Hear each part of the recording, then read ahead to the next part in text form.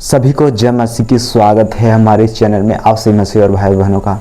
तो आज के मेरा इस टॉपिक में मैं कहना चाहता हूं आप लोग पास परमेश्वर बोलते हैं कि जब कोई जब जिस व्यक्ति जो होता है तो क्या बोलता है, जब संसार के व्यक्ति के एक बताया जाता है कि आप भी प्रभु यीशु मसीह को आप ग्रहण करिए क्योंकि परमेश्वर है, जीवित परमेश्वर है, एक खुदा है। तो उसको लोग इस चीज़ का वैल्यू नहीं रखता है कि मतलब खुदा है। और इन चीज़ के लिए जानना हमें ज़रूरी होता है कि हम तो जान गए हैं कि प्रभु यीशु मसीह ही परमेश्वर हैं, जीवित परमेश्वर हैं। वो यीशु मसीह तीसरे दिन में से जी उठ के परमेश्वर स्वर्ग चले गए, मनुष्य के साथ अपने दासों के साथ परमेश्वर रहे कुछ दिनों तक और स्वर्ग में चले गए हैं। तो इसका मतलब जो भी व्यक्ति सोचता है मतलब यीशु मसीह विषय में नहीं समझता है तो व्यक्ति यही कहता है कि यीशु मसीह के बारे में यही सुनता है तो बोलता है कि उसका जो परमेश्वर मानते हैं।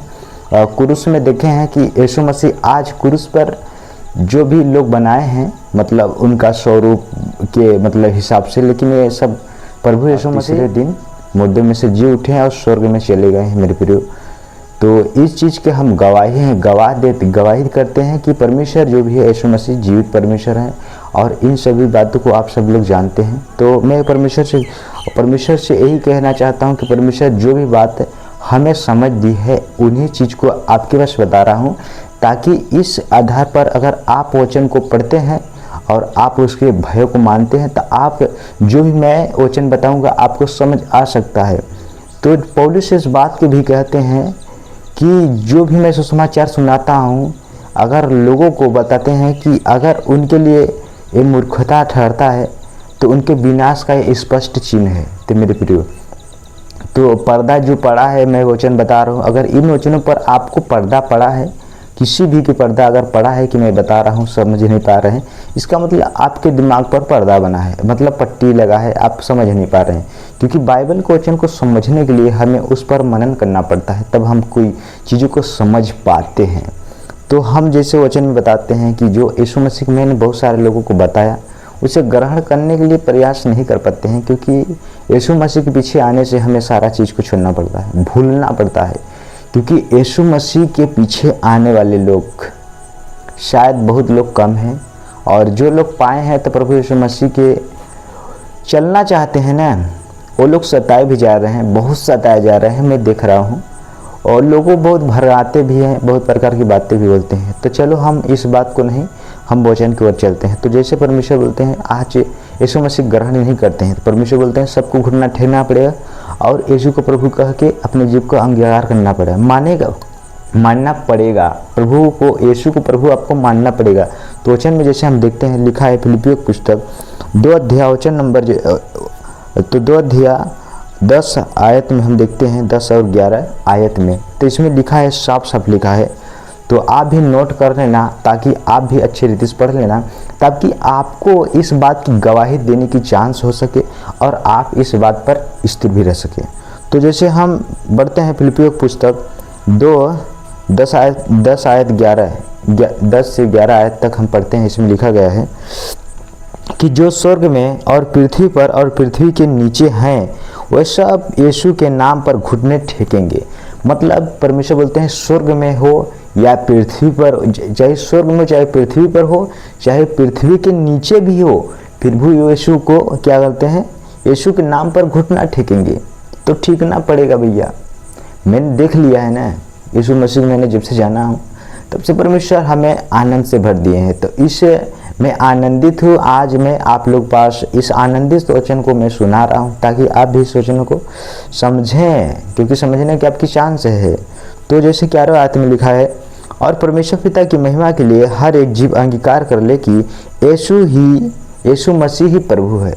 तो परमेश्वर की आपको करना पड़ेगा। अगर आप नहीं करेंगे फिर भी तो मृत्यु हो जाएगा आपका, एक दिन तो होगा मृत्यु।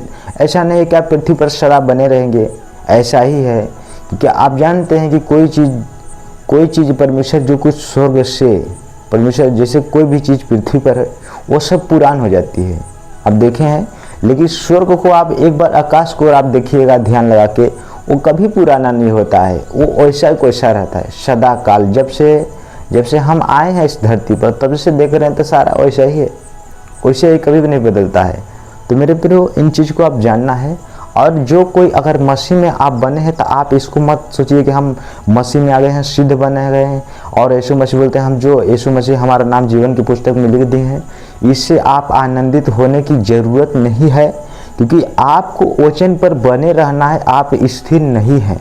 तो वचन में हम देखते हैं जैसे लिखा, जैसे कि फिलिपियों की पुस्तक में 3 अध्याय में हम देखते हैं तो उसमें लिखा गया है, और जैसे कि हम इसमें फिलिपियों पुस्तक 3 अध्याय 12 आयत से लेकर हम 14 आयत तक इसे आपके सामने मतलब रखता हूँ, ताकि आप इन चीज़ों को जान सकें।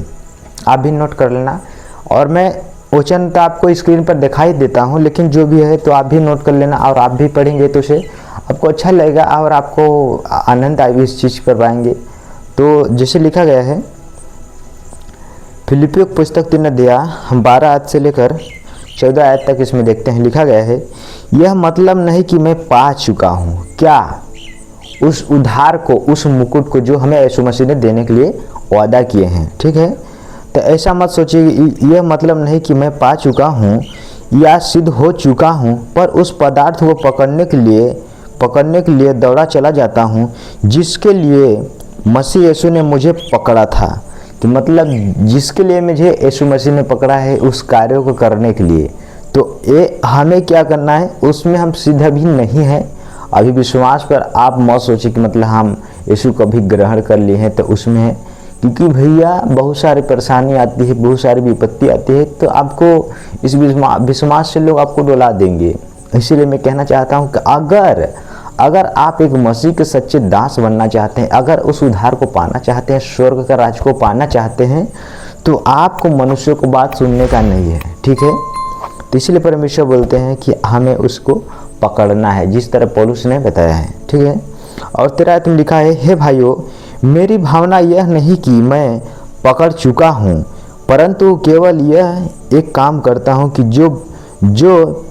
जो बातें पीछे रह गई है उनको भूलकर आगे की बातें की ओर बढ़ता हुआ, मतलब जो बात हो चुकी हो, जो बात बीत चुकी है, उस चीज़ को हमें दोबारा अपने जीवन में नहीं लाना है। मतलब उसको हमको भूल जाना है, हम अपने आगे को ओर देखें। जो भी बीता है पीछे साइड में उसको जाने दो, लेकिन जो सामने है हमें उसको देखना है कि अब कैसा है चीज़। ठीक है, तो इस चीज़ को हमें करना है। बताए हैं ना कि जो चीज़ जो बीत गई है, मतलब जो बातें पीछे मतलब रह गई है, उस बात को भूलकर हम आगे को बढ़ता हुआ चले। ठीक है, और 14 आयत में लिखा है, निशानी को दौड़ता चला जाता हूँ ताकि वह इनाम पाऊँ जिसके लिए परमेश्वर ने मुझे मसीह यीशु में ऊपर बुलाया है। तो कहाँ बुलाए हैं? स्वर्ग में बुलाए हैं। तो आपको उसी निशान को दौड़ना है, जिसे पौलुस ने कहा है, जैसे मैं परिश्रम करता हूँ, आप लोग जानते भी हो कि आज भी मैं उससे परिश्रम कर रहा हूँ, तो आपको उसी तरह चलना है। तो प्रभु यीशु मसीह बोलते हैं, जैसा यीशु मसीह का स्वभाव था वैसा तुम्हारा भी स्वभाव होना चाहिए। तो मैं इस वचनों को भी दिखाता हूँ, आपको सामने रखता हूँ कि हमें कैसा स्वभाव चलना चाहिए। तो जैसे कि फिलिपियों की पुस्तक और 2 अध्याय हम इसमें 5 आयत में देखते हैं। इसमें लिखा गया है, जैसा मसीह यीशु का स्वभाव था वैसा ही तुम्हारा भी स्वभाव हो। कैसा? जैसा यीशु मसीह स्वभाव था। यीशु मसीह की इस गाल पर मारते थे चप्पल ना, पर भी यीशु मसीह इसको भी फेर देते थे, इस गाल को भी फेर देते थे। आज मनुष्य ऐसा कोई भी नहीं होगा। मैं भी बता रहा हूँ, मैं भी वैसा नहीं हूँ अभी। ठीक है, लेकिन मैं चाहता हूँ, होना चाहता हूँ, और मैं सोचता हूँ कि मैं भी कभी सोचता हूँ अपनी लाइफ में, अपने जीवन में, जब यीशु मसीह का स्वभाव जिस प्रकार था वैसा मैं भी अपना स्वभाव करना चाहता हूँ। और चाहता हूँ, कुछ स्वभाव तो होता है जब हमें लोगों के पास हम नहीं जाते हैं तो हमारा स्वभाव हो जाता है, ऐसा बात नहीं है, लेकिन लोगों के पास जाता हूँ तो थोड़ा सा स्वभाव चेंजिंग होता है। तो मैं चाहता हूँ कि आप, उम्मीद करता हूँ कि आप इस वीडियो के माध्यम से आपने कुछ समझा है, तो समझा होंगे तो आप इस वीडियो को, अगर आपको वीडियो अच्छा लगा हो तो वीडियो को लाइक कर देना, चैनल पर नए होंगे तो चैनल को सब्सक्राइब कर लेना। और मैं आप सभी से कहना चाहता हूँ, अगर इस वीडियो को आपके पास जो भी आपके एक मसीह भाई बहनें होंगे तो उनके पास शेयर भी कर देना, ताकि उन भी इस वचनों को सुन के उनको भी अच्छा समझ आ सके। तो मेरे वीडियो हम सभी से यहीं तक वीडियो को एंड तक आप मतलब कट करते हैं इस वीडियो। तो सभी को गॉड ब्लेस यू। आपको मिलूंगा नेक्स्ट वीडियो।